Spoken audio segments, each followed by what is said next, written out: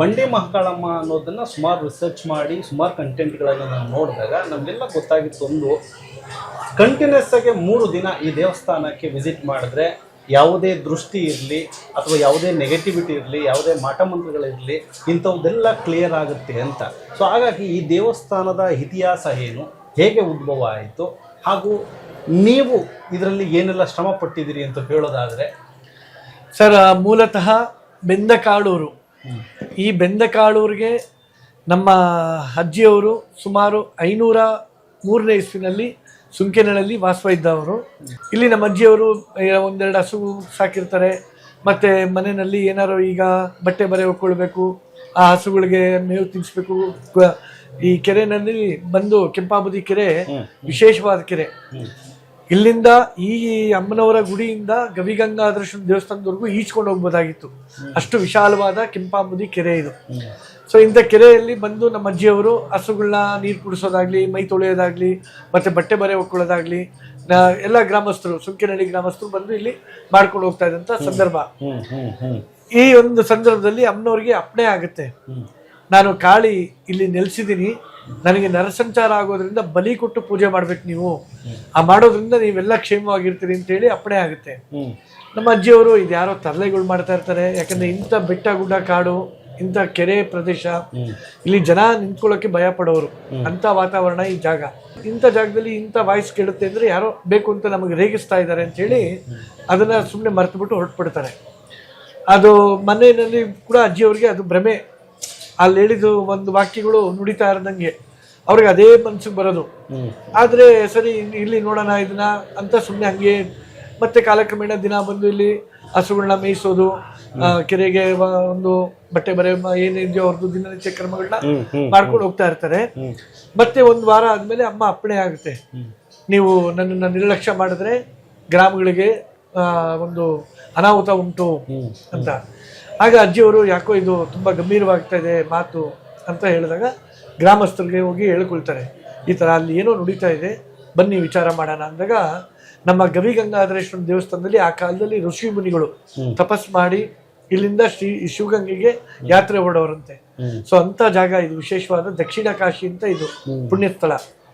So ಅವಾಗ ಅಲ್ಲಿ ಇದ್ದಂಥ ಋಷಿ ಮುನಿಗಳು ಬಂದು ಅಮ್ಮನ್ನ ಬೇಡ್ಕೊಂಡಾಗ ಅಮ್ಮ ನುಡಿತಾಳೆ, ನಾನು ಮಹಾಕಾಳಿ ಇಲ್ಲಿ ಏಕಾಗ್ರತೆಗೆ ಬಂಡೆಯಲ್ಲಿ ನೆಲೆಸಿದ್ದೀನಿ, ನನಗೆ ಈಗ ಗ್ರಾಮಸ್ಥರು ಆಗಲಿ ಯಾರೇ ಆಗಲಿ ನರಸಂಚಾರ ಆಗಿರೋದ್ರಿಂದ ಬಲಿ ಕೊಟ್ಟು ಗ್ರಾಮಗಳಲ್ಲಿ ಪೂಜೆ ಮಾಡೋದ್ರಿಂದ ಗ್ರಾಮಗಳು ಸುಭಿಕ್ಷವಾಗಿರುತ್ತೆ, ನನ್ನ ಒಂದು ಆಶೀರ್ವಾದದಿಂದ ನನ್ನ ಕಾವಲಿಂದ ಎಲ್ಲ ಗ್ರಾಮಗಳು ಅಭಿವೃದ್ಧಿ ಆಗುತ್ತೆ ಅಂತ ಅಪ್ಪಣೆ ಆಗುತ್ತೆ.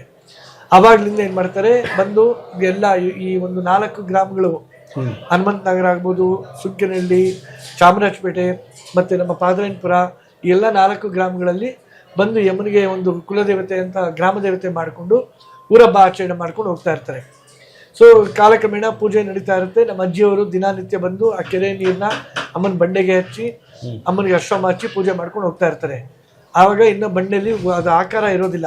ಆ ಸಂದರ್ಭದಲ್ಲಿ ಏನಾಗುತ್ತೆ, ಊರಿನವರೆಲ್ಲ ಇಲ್ಲಿ ಪೂಜೆ ಮಾಡ್ಕೊಂಡು ಹೋಗ್ತಾ ಇರ್ತಾರೆ. ಕೆಂಪೇಗೌಡರು ಈ ಬೆಂದಕಾಳೂರಿಗೆ ತುಂಬಾ ಕಳ್ಳರು ಕಾಕರು ಮೋಸ ವಂಚನೆ ನಡೀತಾ ಇರುತ್ತೆ ಅಂತ ಹೇಳಿ ಈ ಒಂದು ಕಾವಲು ಗೋಪುರ ಕಟ್ಟಬೇಕು ಅಂತ ಅಪ್ಪಣೆ ಮಾಡ್ತಾರೆ. ಅಪ್ಪಣೆ ಮಾಡಿದಾಗ ಎತ್ತಿನ ಬಂಡಿಗಳನ್ನ ಬಿಡ್ತಾರೆ, ಅದು ಎಲ್ಲಿವರೆಗೂ ಹೋಗಿ ನಿಂತ್ಕೊಳ್ಳುತ್ತೋ ಅಲ್ಲಿವರೆಗೂ ಸುರಕ್ಷಿತವಾದ ಬೆಂದಕಾಳೂರು ಅಂತ. ಸೊ ಆ ಎತ್ತಿನ ಬಂಡಿ ಇಲ್ಲೊಂದು ಲಾಲ್ಬಾಗು, ಹಲಸೂರು, ಸ್ಯಾಂಕಿ ಟ್ಯಾಂಕು, ಈ 4 ದಿಕ್ಕುಗಳಲ್ಲಿ ಹೋಗಿ ನಿಂತ್ಕೊಳ್ಳುತ್ತೆ.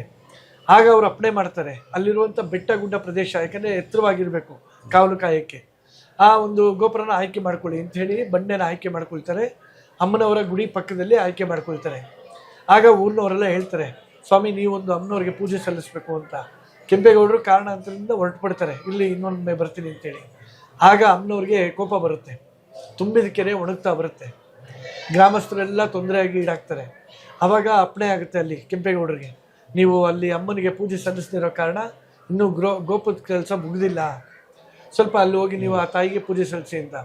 ಆಗ ಕೆಂಪೇಗೌಡರು ಬಂದಾಗ ನಮ್ಮ ಅಜ್ಜಿಯವ್ರಿಗೆ ಅಮ್ಮನವರು ಮೈ ಮೇಲೆ ತುಂಬಿ ಅಪ್ಪಣೆ ಮಾಡ್ತಾರೆ, ನನಗೆ ನೀನು ಗುಡಿ ಕಟ್ಸ್ಕೊಟ್ರೆ ನಿನ್ನ ಕೆಲಸಗಳಾಗುತ್ತೆ ಅಂತ. ಆವಾಗ ಏನು ಮೇಲ್ಗಡೆ ಕೆಂಪೇಗೌಡರು ಗೋಪುರ ಕಟ್ತಾ ಇದ್ರಲ್ಲ, ಅದೇ ರೀತಿ ಅಮ್ಮನವ್ರಿಗೆ 4 ಮಂಟಪಗಳನ್ನ ಇಟ್ಟು, ಪಿಲ್ಲರ್ಗಳನ್ನ ಇಟ್ಟು ಮಂಟಪ ಹಾಕಿ ಪೂಜೆ ಮಾಡೋಕ್ಕೆ ಅಪ್ಪಣೆ ಮಾಡಿ ಕೊಡ್ತಾರೆ. ಸೊ ಅಲ್ಲಿಂದ ನಮ್ಮ ವಂಶದವರು ಇಲ್ಲಿವರೆಗೂ ಈಗ 9ನೇ ತಲೆಮಾರು ನಾನು ಪೂಜೆ ಮಾಡೋದು. ಸೊ ಇವತ್ತು ಶಶಿಕುಮಾರ್ ಇಷ್ಟೆಲ್ಲ ಮಾಡಿ ದಿನನಿತ್ಯ ಏನು ನಿಮ್ಮ ಕಾರ್ಯಗಳೇನೇನಿರುತ್ತೆ? ದಿನನಿತ್ಯ ಅಮ್ಮನವ್ರ ಸೇವೆ, ಬರುವಂತ ಭಕ್ತಾದಿಗಳಿಗೆ ಅನುಕೂಲ ಮಾಡೋದು ನಮ್ಮ ಕರ್ತವ್ಯ. ಸೊ ಹಾಗಾಗಿ ಇದೊಂದು ಪುಣ್ಯದ ಕೆಲಸ. ನಮ್ಮ ಅಜ್ಜಿ ತಾತರು ಎಷ್ಟು ಕಷ್ಟಪಟ್ಟಿದ್ರು. ಆ ಕಾಲದಲ್ಲಿ ಇಲ್ಲಿಗೆ ಒಂದು ಲೈಟಿನ ವ್ಯವಸ್ಥೆ ಇಲ್ಲ, ನೀರಿನ ವ್ಯವಸ್ಥೆ ಇಲ್ಲ, ನಡೆದಾಡೋದಕ್ಕೆ ಮತ್ತೆ ಒಂದು ಆಹಾರ ತಿಂಡಿಗಾಗ್ಲಿ ಯಾವುದೇ ರೀತಿ ಅನುಕೂಲ ಇಲ್ದಿರೋ ಕಾಲದಲ್ಲಿ ಈ ತಾಯಿನ ಪೂಜೆ ಮಾಡ್ಕೊಂಡು ಬಂದ್ರು. ಇವತ್ತು ಆ ಮಹಾತಾಯಿ ಲಕ್ಷಾಂತರ ಜನಕ್ಕೆ ಬರುವಂತ ಪ್ರಪಂಚದಲ್ಲಿ ಎಲ್ಲ ಯುವಕರು ದುಡ್ಡು ಕಾಸು, ನನ್ನ ಜೀವನ IAS ಆಫೀಸರು, KS ಆಫೀಸರು ಏನೋ ಆಗ್ಬೇಕು ಅಂತ ತುಡಿತದಲ್ಲಿ ಓಡ್ತಾ ಇದ್ದಾರೆ. ಇದನ್ನೆಲ್ಲ ಬಿಟ್ಟು ನೀವು ಒಂದು ತಾಯಿ ಆರಾಧನೆಯಲ್ಲಿ ಮಗ್ಧರಾಗಿ ಸಂಪೂರ್ಣವಾಗಿ ಜೀವನವನ್ನು ಇದಕ್ಕೆ ತ್ಯಾಗ ಮಾಡಿದ್ದೀರಲ್ಲ, ಹೇಗೆ? ಅದು ತಾಯಿಯ ಅಪ್ಪಣೆ ಏನೋ. ನಮಗೆ ನಾನು SLC ಮುಗಿತಾ ಇದ್ದಂಗೆ ಫೇಲ್ ಆದಾಗಿಂದ ನನಗೆ ಅಮ್ಮನೇ ಚಿಕ್ಕ ವಯಸ್ಸಿಂದ ಆ್ಯಕ್ಚುಲಿ ನಮ್ಮ ತಂದೆಯವರು ಈ ಒಂದು ಏನು ನಾವು ಮಿಡ್ ಟರ್ಮ್ ಎಕ್ಸಾಮಲ್ಲಿ ರಜೆ ಇರುತ್ತೆ, ದಸರಾ ಹಾಲಿಡೇಸಲ್ಲಿ ನಾವು ಇಲ್ಲೇ ಕಾಲ ಕಳೀತಾ ಇದ್ವಿ. ನಮ್ಮ ತಂದೆ ಒಂದು ಪಟ್ಟು ಕೂರಿಸೋದಾಗ್ಲಿ, ನವರಾತ್ರಿ ಮಾಡೋದನ್ನ ನೋಡಿದಾಗ ನಮಗೂ ಆಸಕ್ತಿ ಅದೇನೆ. ಅಪ್ಪ ಅವ್ರು ಇಷ್ಟು ಚೆನ್ನಾಗಿ ಮಾಡ್ತಾರೆ, ನಾವು ಏನಾದ್ರು ಮಾಡಬೇಕು ಅನ್ನೋದು ಚಿಕ್ಕ ವಯಸ್ಸಿಂದ ನಮ್ಗೆ ಅದೇ ಮನಸ್ಸಲ್ಲಿತ್ತು. ಸೊ ಹಾಗಾಗಿ ಅದು ತಾಯಿ ನಮಗೆ ಅದನ್ನೇ ಒಡಗೂಡಿಸ್ಕೊಟ್ಬಿಟ್ರು. ನಮ್ಮ ವಿಜಯವಾಹಿನಿ ನ್ಯೂಸ್ ಚಾನೆಲ್ನಲ್ಲಿ ಪ್ರಮೋಷನ್, ಜಾಹೀರಾತು, ಅಡ್ವರ್ಟೈಸ್ಮೆಂಟ್ ನೀಡಲು ಸಂಪರ್ಕಿಸಿ 9535808456.